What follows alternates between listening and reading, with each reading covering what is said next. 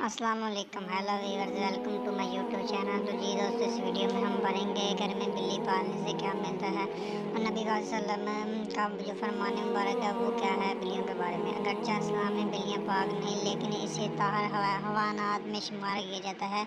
ये बिल्लियाँ किसी की मलकियत ना हो, इन्हें पालने में कोई हर्ज नहीं। नबी वसल्लम ने फरमाया, एक औरत को बिल्ली की वजह से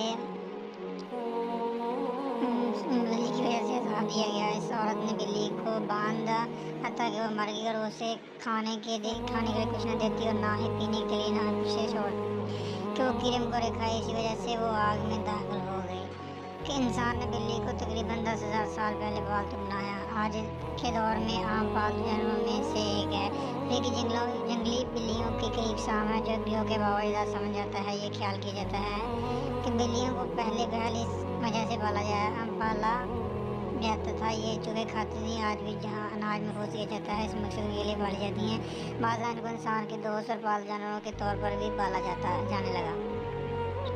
वहीं आपको हदीस से बताते हैं, जिसमें नबी वसल्लम बिल्ली के बारे में बताया कि बिल्ली अगर खाने में से कुछ खा जाए या पानी पी जाए तो वो प्लीज अनजस्ट नहीं हो जाती, क्योंकि वज़ूद वगैरह में हदीस है कि औरत ने हज़ाशा को हरसिया भेजा तो वो नमाज पढ़ रही थी। इन्होंने नमाज में ही इशारा किया कि इसे रख दें और बिल्ली आई और आकर इसमें से खा गई। हज़रत ने नमाज के बाद इसी जगह से हिस्सा खाया जहाँ से बिल्ली ने खाया था। हज़रत सल्लल्लाहु का फरमान है कि ये बिल्लियाँ प्लीज़ और नहीं। तो जी दोस्तों, कैसी लगी हमारी video? Thank you so much.